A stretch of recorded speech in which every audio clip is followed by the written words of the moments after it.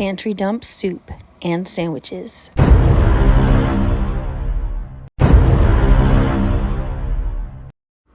Edgar Allan Poe's Hymn. At morn, at noon, at twilight dim, Maria, thou hast heard my hymn, in joy and woe, in good and ill. Mother of God, be with me still.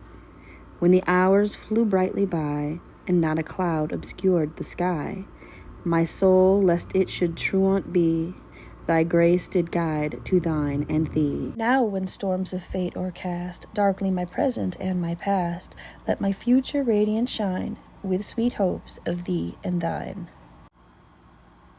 Next poem, A Valentine. For her this rhyme is penned, whose luminous eyes, brightly expressive as the twine of Lueda, shall find her own sweet name that nestling lies upon the page, enwrapped from every reader. Search narrowly the lines, they hold a treasure divine, a talisman, an amulet that must be worn at heart. Search well the measure, the words, the syllables. Do not forget the trivialest point, or you may lose your labor. And yet there is in this no Gordian knot which one might not undo without a saber, if one could merely comprehend the plot, enwritten upon the leaf where now are peering.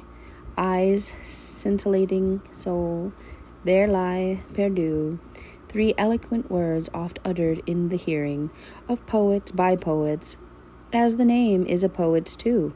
Its letters, although naturally lying, like the knights Pinto, Mendez, Ferdinando, still form a synonym for truth. Cease trying. You will not read the riddle, though you do the best you can do. Next poem, The Coliseum.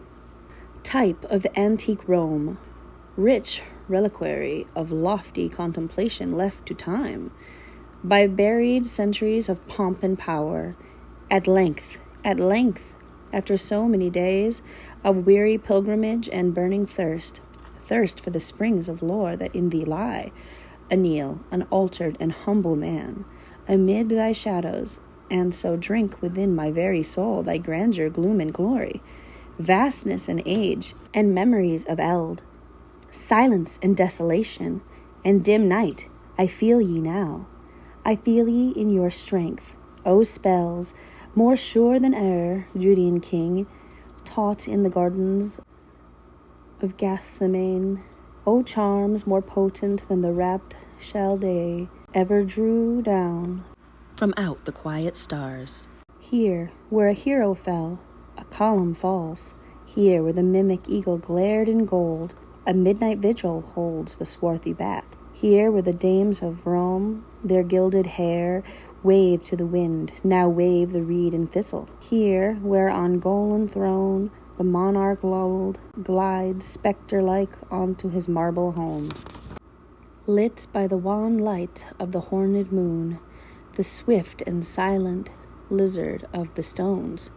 But stay, these walls, these ivy-clad arcades, these mouldering plinths, these sad and blackened shafts, these vague entablatures, this crumbling frieze, these shattered cornices, this wreck, this ruin, these stones, alas, these grey stones, are they all of the famed, and the colossal left by the corrosive hours to fate and me?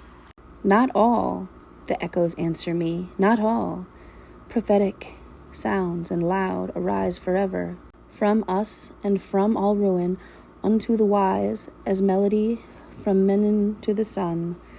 We rule the hearts of mightiest men. We rule with a despotic sway all giant minds. We are not impotent, we pallid stones.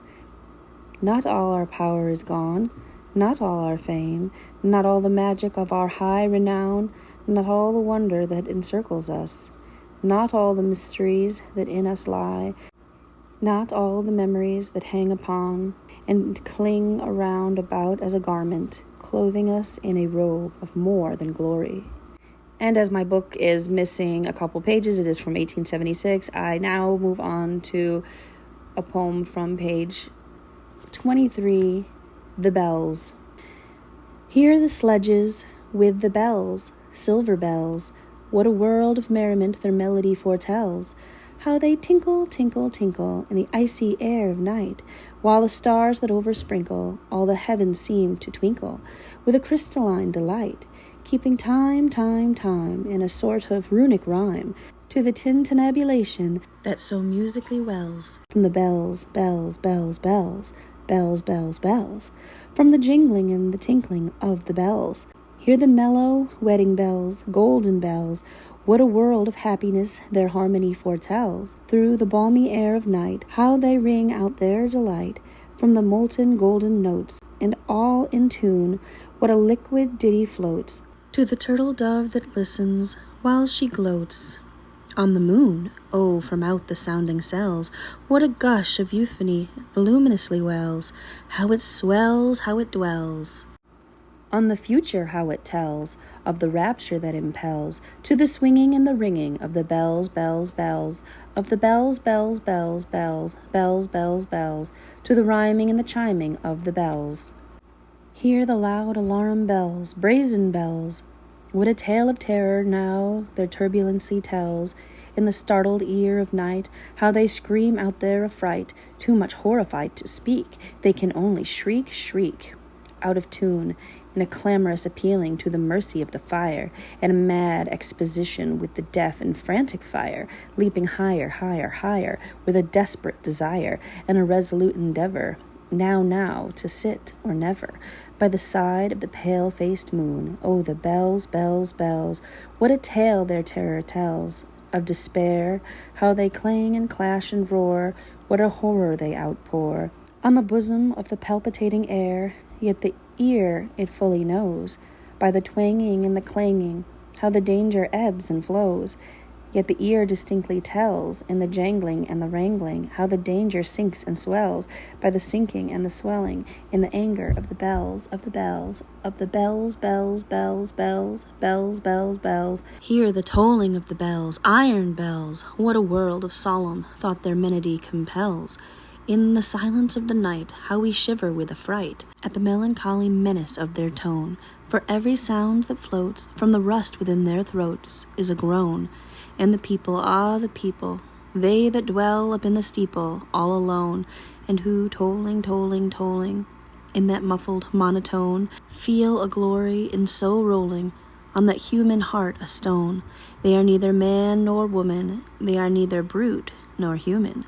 They are ghouls, and their king it is who tolls, and he rolls, rolls, rolls, rolls, a pæan from the bells, and his merry bosom swells with the pæan of the bells, and he dances and he yells, keeping time, time, time, in a sort of runic rhyme, to the pæan of the bells, keeping time, time, time, in a sort of runic rhyme, to the throbbing of the bells, bells, bells, to the sobbing of the bells, keeping time, time, time, as he knells, knells, knells, in a happy runic rhyme, to the rolling of the bells, bells, bells, to the tolling of the bells, bells, bells, bells, bells, bells, bells, to the moaning and the groaning of the bells.